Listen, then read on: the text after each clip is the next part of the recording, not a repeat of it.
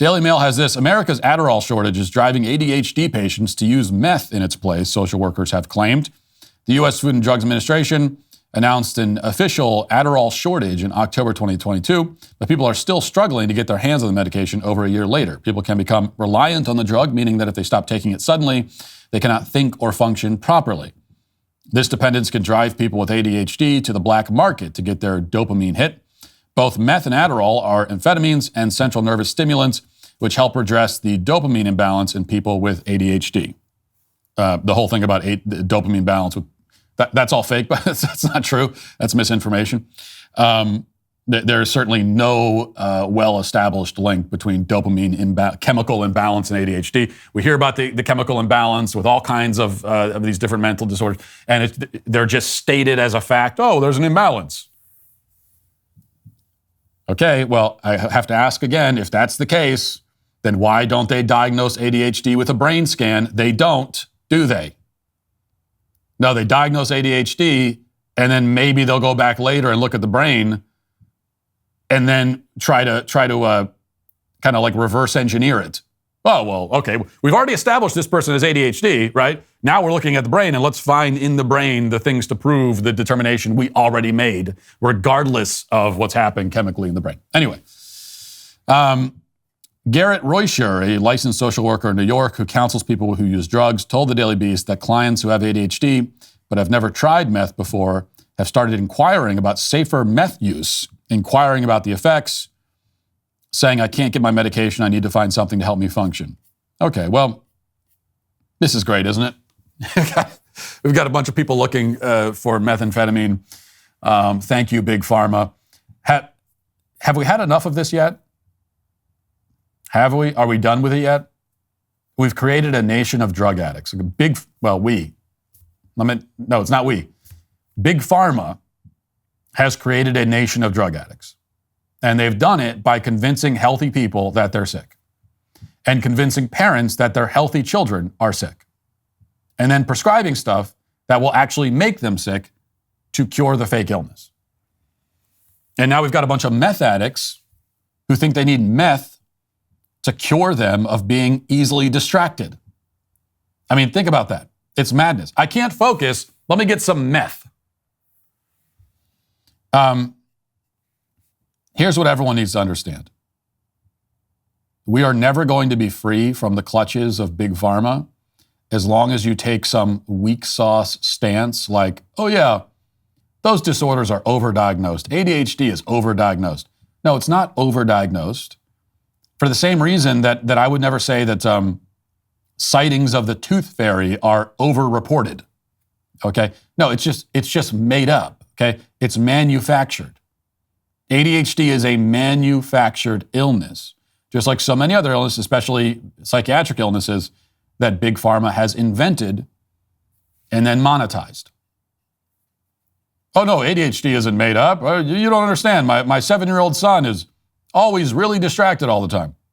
Oh really? Your 7-year-old son. Your 7-year-old boy is high energy, has trouble focusing? You mean like every other 7-year-old who's ever lived? And oh wait, your kid is distracted while living in a world surrounded by screens and noise and lights and sounds and images all the time.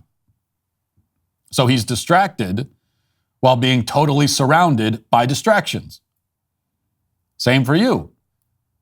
You might say, no, I have ADHD. And I know that I have ADHD because I'm so distracted all the time. Of course, I could ask you, like, what's your control group, right? You know how your brain functions. How do you know that it's not supposed to function that way? Well, I know my brain, I have difficult. My brain functions this way. I know that it's not supposed to function that way. Based on what? Have you ever been inside of anyone else's mind? How do you know that this is not how minds just work? Right? I mean, that's a very basic question, but it's something to think about. If you look around and you respond, especially to modern society, by being very distracted, unable to focus, and you declare that, well, it must mean that you have ADHD. Well, how do you know? But you don't know anyone else's mind. You haven't lived inside anyone else's body or experienced their mental states or their inner life. So you have no idea whether your way of responding to the outside world is normal or not. You don't know. And I got news for you. The psychiatrists and counselors and therapists you go to, they don't know either. Okay? They're not experts in the human condition. These are not gods. Okay? They're not living inside anyone else's mind either. They have just come up with an arbitrary idea of how minds are supposed to work and how people are supposed to behave. And that's the standard that they're holding you against. And then they drug you, like they have their standard that they've made up, and then they give you drugs to bring you up to that level. It's worth asking, like, how do you know? So you go to a therapist and you say, here's how I am, here's how I function. And they say, well, you're not supposed to function that way. Okay, how do you know that? Who told you that?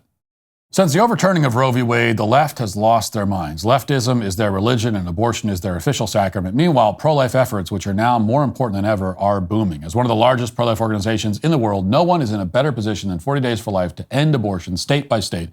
They've opened a record number of locations since Roe was overturned, and they continue to grow in volunteers. They now have 1 million volunteers in 1,500 cities. 40 Days for Life holds peaceful vigils outside abortion facilities in an effort to change hearts and minds in the most blue pro-abortion states. You can help 40 Days for Life fight ongoing legal battles to protect free speech for their volunteers by giving a tax-deductible gift of any amount at 40daysforlife.com. That's 40daysforlife.com. And especially with something like this, right? Now, again, I mean, there are obvious cases. Somebody's hearing voices, having hallucinations. Like, clearly, that is not normal. It's not supposed to be that way. But if it's something like, I have trouble focusing, I'm distracted. Well, yeah, everybody. That's true of everybody. Yeah, but for me, it's extra. It's like more than normal. So this is a totally normal, like hearing voices and hallucinating, that's not normal in any degree at all. If you do that at all, then it's not, there's a problem. But being distracted, not being able to focus, that is totally normal. Everybody in the world struggles with it.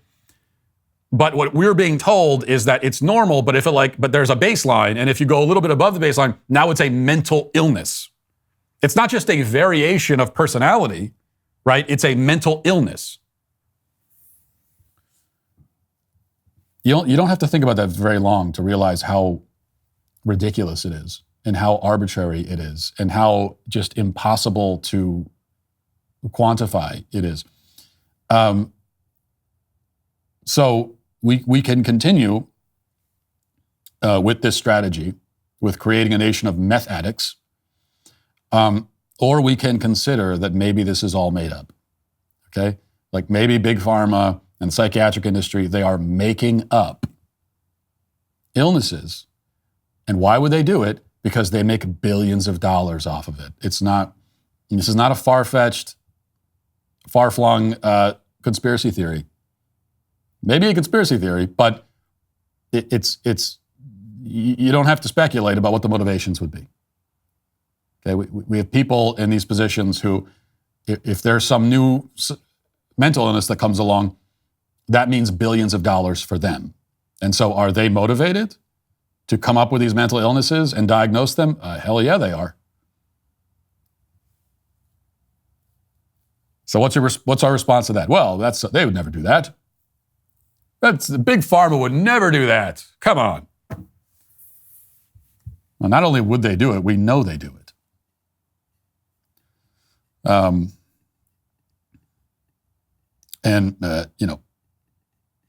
Many people are victims of it. Like many people who are otherwise very skeptical of Big Pharma, sort of are theoretically skeptical of Big Pharma, have themselves fallen victim to this.